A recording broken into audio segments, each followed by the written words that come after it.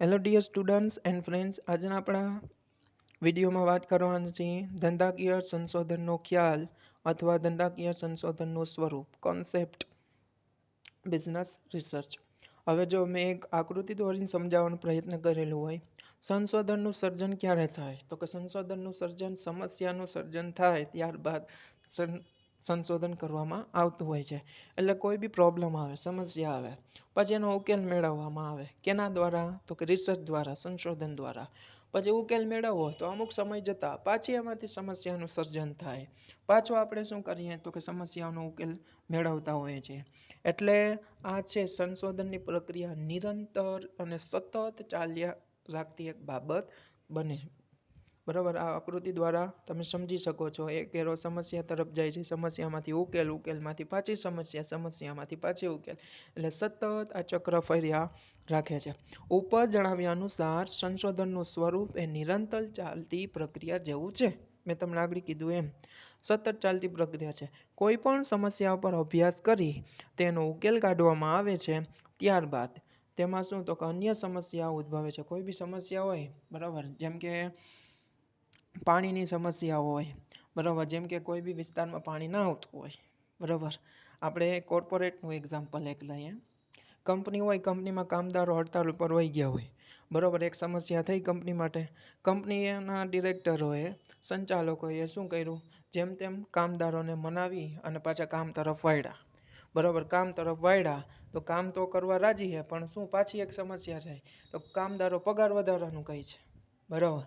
તો પાછી એક સમસ્યાનું સર્જન થયું, એનો પાછો નિકાલ લાવ્યા, બરાબર. પગાર વધાર્યો છતાં પાછું કામ કરતા નથી, પાછી સમસ્યાનું સર્જન થયું.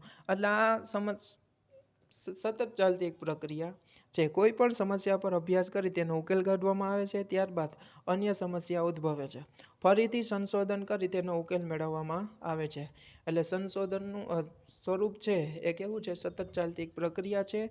અને આ વિકાસશીલ પ્રક્રિયા છે, વિકસિત પ્રક્રિયા છે નહીં. વૈજ્ઞાનિક પદ્ધતિ સ્વરૂપે પેલું છે, કયું સ્વરૂપ છે તો કે વૈજ્ઞાનિક પદ્ધતિ, એઝ અ સાયન્ટિફિક મેથડ. સંશોધન એ પદ્ધતિસર ચોક્કસ નિયમો, પદ્ધતિ, સિદ્ધાંતોનો ઉપયોગ કરી ઊંડાણપૂર્વક અને બૌદ્ધિક રીતે તપાસ કરવામાં આવે છે. તેથી સંશોધન એક વિજ્ઞાનનું એક સ્વરૂપ છે. સંશોધનમાં શું હોય તો કે પદ્ધતિસર ચોક્કસ નીતિ, ચોક્કસ નિયમો, ચોક્કસ આંકડાશાસ્ત્રીય પદ્ધતિઓ, ચોક્કસ ગાણિતિક પદ્ધતિઓ અથવા વિવિધ પ્રકારના સિદ્ધાંતોનો ઉપયોગ કરી અને ઊંડાણપૂર્વક યોગ્ય રીતે બૌદ્ધિક રીતે શું તો કે વિવિધ સમસ્યાઓનું સમાધાન કરવામાં આવે છે. તેથી આપણે કહી શકીએ સંશોધન છે એ વિજ્ઞાનનું એક સ્વરૂપ છે. પછી સત્યની શોધ સ્વરૂપે, ઇન સર્ચ ઓફ ટ્રુથ. સંશોધનના અંતે પરિણામ, ઉકેલ સ્વરૂપે વ્યક્તિ કે અન્ય વિશ્વને સત્યની પ્રાપ્તિ થાય છે. તેથી સંશોધન સત્યની શોધ સ્વરૂપે દર્શાવવામાં આવે છે. કોઈ બી સમસ્યાઓ હોય એનું સંશોધન દ્વારા તમે ઉકેલ મેળવો તો એક ચોક્કસ બાબત તમને જાણવા મળે, ચોક્કસ પ્રકારનું સત્ય તમારી સામે આવે, બરાબર.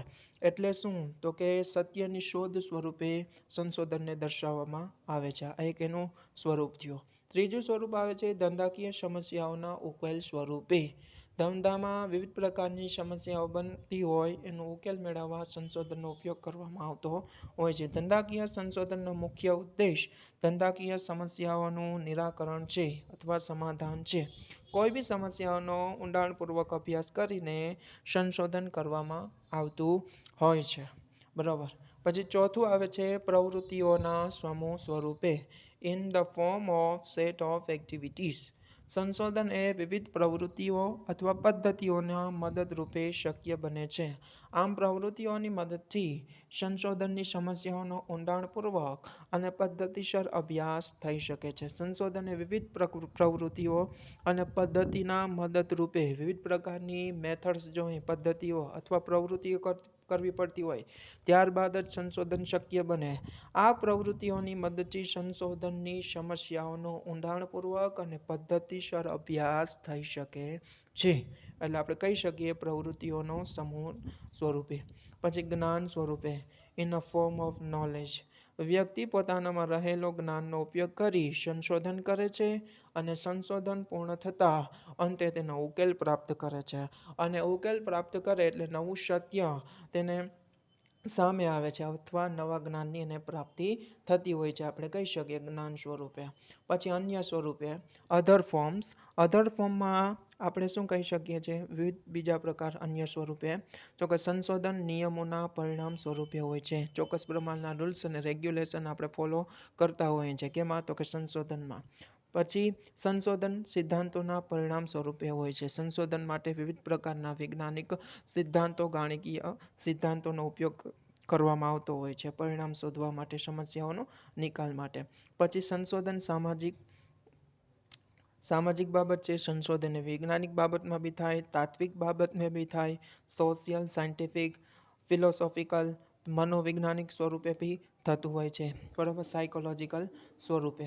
આ બધી બાબતોમાં સામાજિક પ્રક્રિયાઓમાં, વૈજ્ઞાનિક પ્રક્રિયાઓમાં, તાત્વિક ફિલોસોફિકલ પ્રક્રિયાઓમાં, મનોવૈજ્ઞાનિક પ્રક્રિયાઓમાં બી સંશોધનનો ઉપયોગ થતો હોય છે. સંશોધન એ આત્મલક્ષી પ્રવૃત્તિ સ્વરૂપે હોઈ શકે છે. તમે પોતાનું બી સંશોધન કરી શકો, પોતાની જાતનું, પોતાની આત્માનું, બરાબર. એટલે આત્મલક્ષી પ્રવૃત્તિ સ્વરૂપે બી હોઈ શકે છે, બરાબર.